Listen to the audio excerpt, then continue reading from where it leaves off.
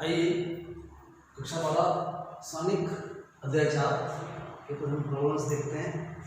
आपका example number 10 page number 124 दर्शाइए कि this determinant जो है सारणिक जो है उसका मान 0। तो आप देख लीजिए, मान लेते हैं माना डेयर इक्वल टू आपका है A B C, A plus 2x, B plus 2y, C plus 2z, x Y z, ये आपका है।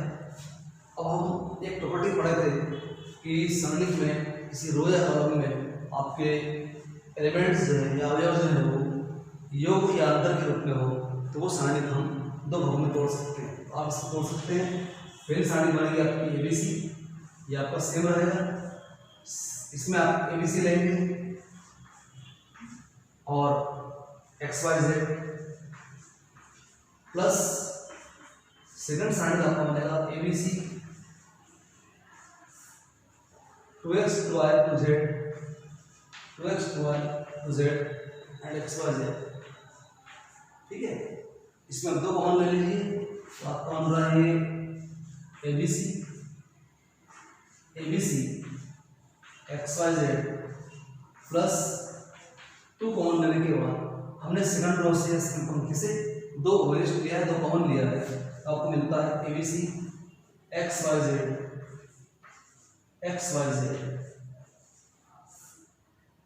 ठीक है, इसके अंदर आपका R1 R2 सरसम है कि एबीसी आपका एबीसी मिल रहा है। सेकंड वाले सारणी के अंदर आपका R2 R2 सरसम है। हम लिख सकते हैं कि प्रथम सारणी में R1 R2 सरसम है तथा द्वितीय सारणी में R2 R3 सरसम है, अतः उनके मान 0 होंगे। तो आपका ये मिलेगा del equal to 0 plus 2 times 0, यानी कि 0 प्लस 0 और आपका वो 0 हो जाएगा, जो आपको सिद्ध करना है।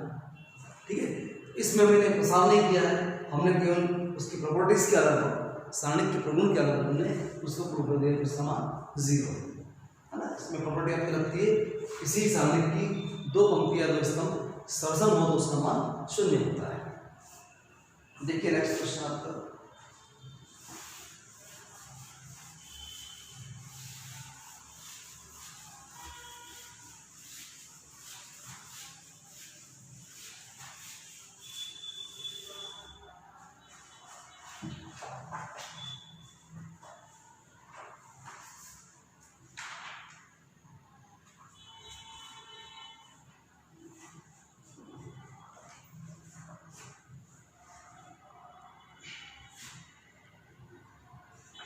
एग्जाम्पल 13 आपका है।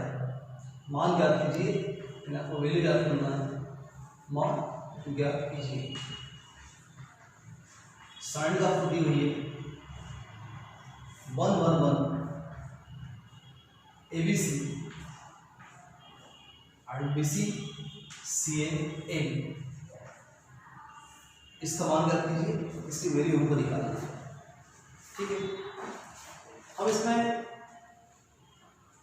अगर हम इसमें ए से मल्टीप्लाई कर दें तो एबीसी बन जाता है, इसमें हम बी से मल्टीप्लाई कर दें तो एबीसी बन जाता है, इसमें सी का मल्टीप्लाई कर दें तो एबीसी बन जाता है। इस तरह से हम मान लेते हैं डेल के बराबर है और हम क्या कर रहे हैं, एबीसी से गुणा कर रहे हैं और एबीसी का भाग कर रहे हैं।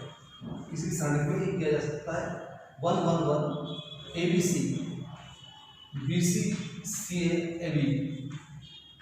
हम क्या करते हैं, R1 में ए का गुणा करता है, R2 में बी तथा R3 में सी का गुणा करना, सी का गुणा करने पर तो आपका 1 1 एबीसी आ जाएगा। 1 1 एबीसी आपके पास ले जाता बाहर और इस ए का गुणा हम कर रहे हैं R1 में, तो आपको मिल रहा है ए, यहाँ ए सी बन रहा है और ये आपका एबीसी बन रहा है। सेकंड रो में बी का गुणा कर रहे हैं, आपको मिल रहा है बी, ये मिल रहा है बी स्क्वायर और ये आपको मिल रहा है एबीसी। थर्ड पंक्ति में हम सी का गुणा कर रहे हैं, आपको मिल रहा है सी स्क्वायर एंड एबीसी। ये मिलने के बाद आप फिर से थर्ड कॉलम से, तृतीय पंक्ति से यानी R3 से C3 से हम ABC कॉमन ले लेंगे, ABC कॉमन ले लेंगे। जब हम ये काम करते हैं तो हमें मिलता है फिर से ABC बाय ABC, और यहाँ पर आपका ABC A square B square C square and 1 ये आपका आंसर है। ठीक है, हमने यूज कर लिया, उसको थ्रो कर रहे हैं, ये आपका सारणी मिलता है। अब हम देखते हैं इसमें 2 जीरो आते हैं, इस 1 को छोड़ के हम 2 जीरो लेने की कोशिश करते हैं। तो इसके लिए हमको R2 में से R3 को माइनस करना पड़ेगा। हम चेंज कर रहे हैं, संक्रिया लगा रहे हैं, संक्रिया हमारी अप्लाई हो रही है यहाँ पर। R2 change with R2 minus R3 and R3 हम चेंज कर रहे हैं R3 माइनस R1 के द्वारा। ठीक है, ये संक्रिया आप लगाएंगे, ये जब आप अप्लाई करेंगे तो आपको मिलेगा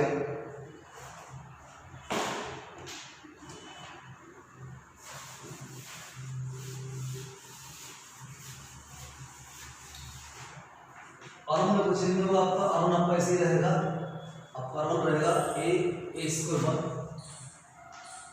R2 में हम R3 माइनस कर रहे हैं तो आपका B माइनस C, फिर वहाँ B square minus C square और 1 माइनस करना आपका 0 हो जाएगा। ठीक है, ऐसे माइनस करना है आपको कि आप सेकंड रो से थर्ड रो माइनस कर रहे हैं। अब हम कर रहे हैं थर्ड रो से फर्स्ट रो को माइनस, थर्ड रो से फर्स्ट रो को माइनस कर रहे हैं, आपको मिलेगा C माइनस A, फिर मिलेगा आपको C square minus A square, फिर मिलेगा 1 माइनस 1 यानी कि आपको 0 मिल जाएगा। अब देखिए यहाँ पर ये 1 और जब 0 मिल जाते हैं, जब उसका प्रसार करते हैं तो आपका ये कॉलम और ये रो हट जाता है, आपको मिलेगा B minus C minus A, B square minus C square and C square minus A square. अब हम इसके गुणनफल कर सकते हैं, फैक्टर कर लेंगे, आपको मिलेगा B minus C, B plus C into B minus C, इसके फैक्टर हो गए C माइनस A, यहाँ पर आपका C plus A into C minus A, और हम यहाँ से B माइनस C कॉमन ले लेंगे, यहाँ से C माइनस A कॉमन ले लेंगे।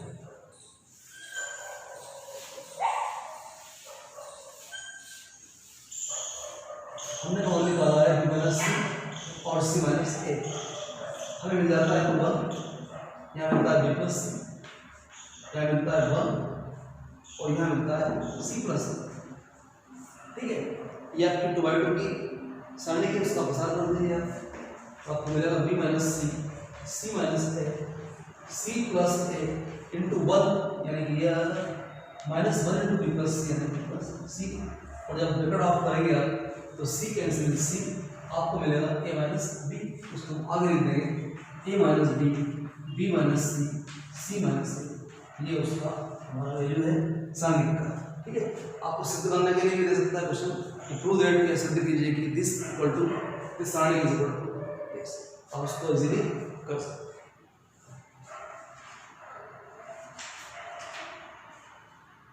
एक और क्वेश्चन देखिए आप इसमें,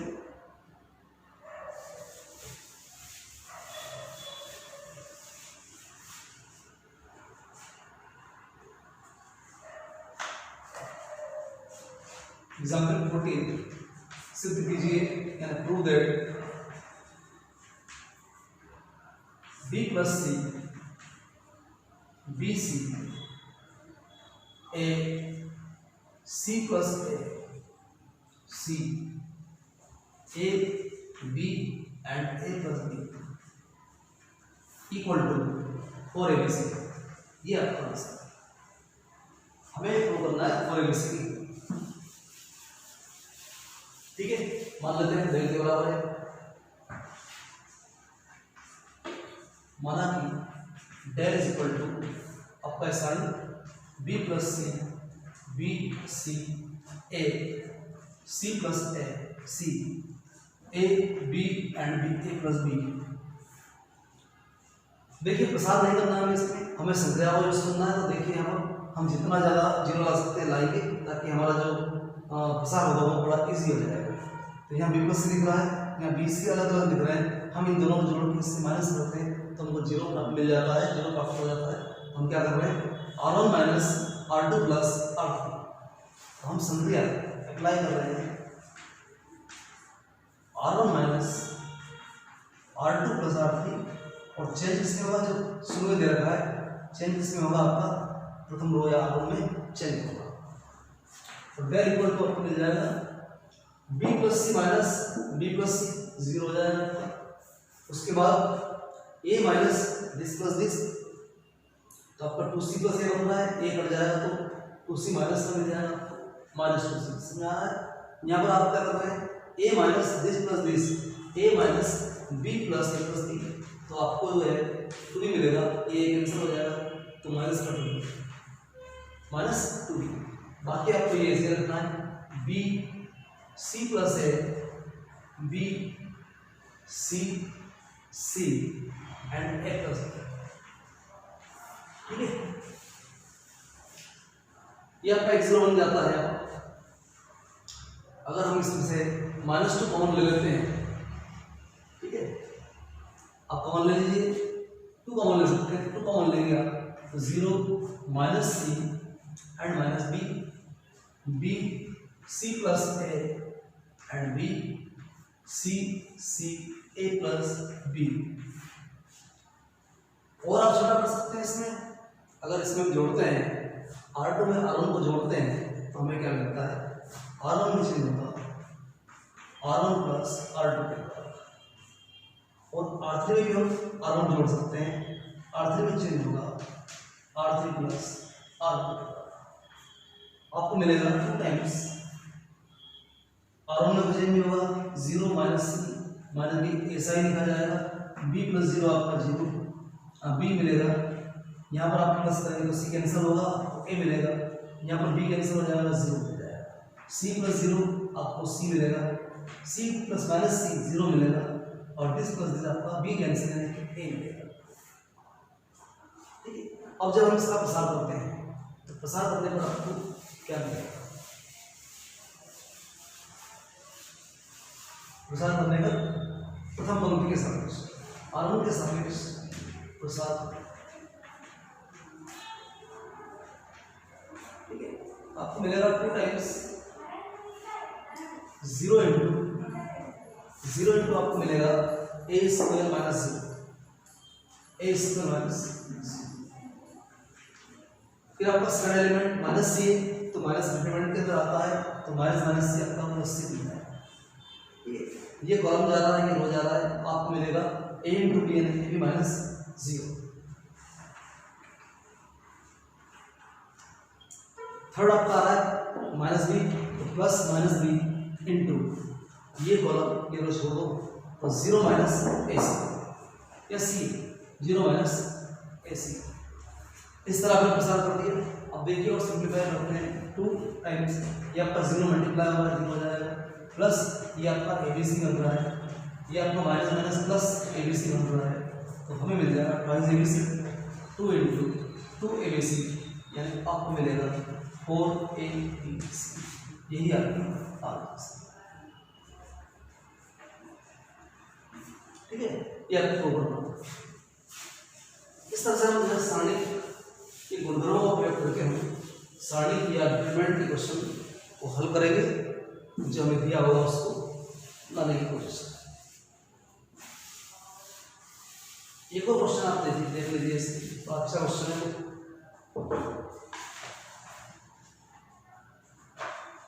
example 50,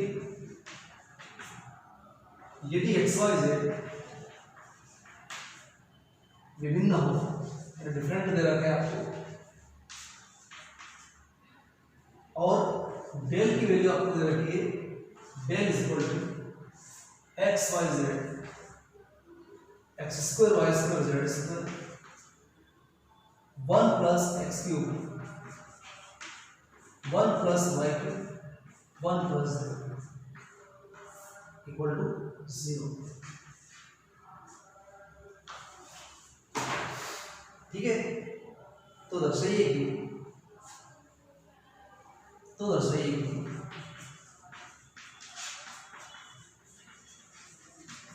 x into Y into Z minus या plus x Y Z equal to 0। दोनों का एक में नहीं हो रहा है, इसको प्रूव करना है। आपको दिया है ज्ञात है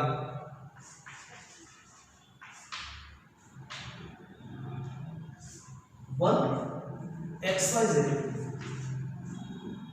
x square y square z square 1 plus x cube 1 plus y cube and 1 plus z cube, और ये सारे आपको 0 के इक्वल दे रहे हैं।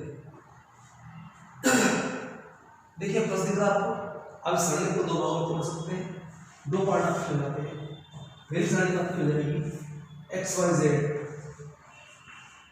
X square y square z square और 1 1 फर्स्ट एलिमेंट अपने प्लस सेकंड आपका आ जाएगा x Y z x square y square z square and x cube y cube z cube equal to 0। ठीक है, हमने प्रमेय का यूज कर लिया। जब भी किसी सारणी की पंक्तियां स्तंभ के अगर योग के रूप में दिखाई देते हम उसको दो सारणी में तोड़ सकते हैं। फर्स्ट एलिमेंट के साथ इनको लेना है और सेकंड एलिमेंट के साथ ही हम इसको लेकर एक सारणी। देखिए कॉमन आ रहा है एक्स वाई और जेड, कॉमन ले लीजिए। ये सारणी आपकी ऐसी रहेगी x Y z x square y square z square 1 1 1 plus इससे हमने एक्स कॉमन लिया, इससे वाई कॉमन लिया और इससे जेड। एक्स कॉमन लेने पर आपका 1 x x square 1 x x square, यहाँ पर वाई कॉमन आ रहा है तो 1 वाई वाई स्क्वायर। थर्ड में आपका जेड कॉमन आ रहा है 1 z z square equals to 0, ये आपको मिल जाएगा। अब देखिए दोनों में थोड़ा डिफरेंस दिख रहा है सारणी में। इसमें आपका वर्णन लास्ट में दिख रहा है, इसमें फर्स्ट में दिख रहा है। हम इनको इंटरचेंज करते हैं तो इसमें हम दोनों बनाते हैं।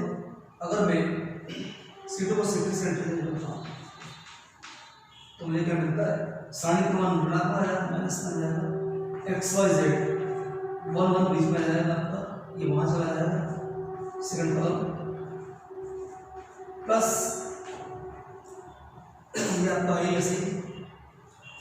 इसके बाद हम चेंज करते हैं इन दोनों को, C1 और C2 को चेंज करते हैं इंटरचेंज, तो आपका जो है फिर से प्लस हो जाएगा और यहाँ 1 1 1 x Y z x square y square z square plus x Y z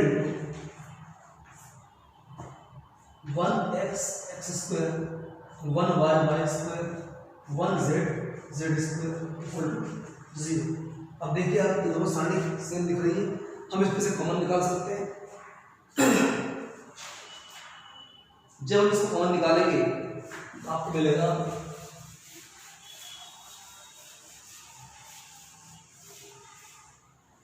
x Y z 1 plus x Y z और सारणी हमने कॉमन ली है 1 x x square 1 y y square 1 z z square.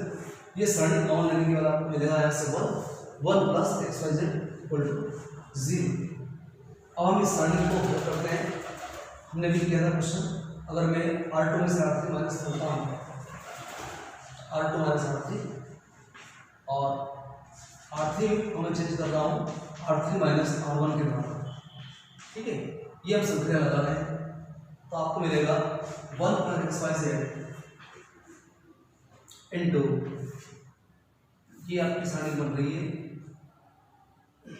और ऐसे रहेगा आपका 1 x x square 1 minus 1 0 y minus z and y square minus Z square. यहाँ पर आपका 1 माइनस 1 0 जेड माइनस एक्स और Z square minus x square equal to 0। और आगे देखिए तो ये आपका रो कॉलम छूट रहा है, इसको हटाने पर आपको मिलेगा y minus Z Y square minus Z square Z minus x और Z square minus x square equal to 0। और ये हमने फैक्टर किए थे उस क्वेश्चन में, हम इसको कर लेते हैं।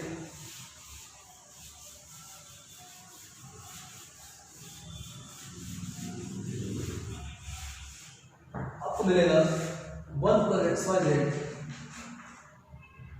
Into y minus z into y plus z. इधर आपका z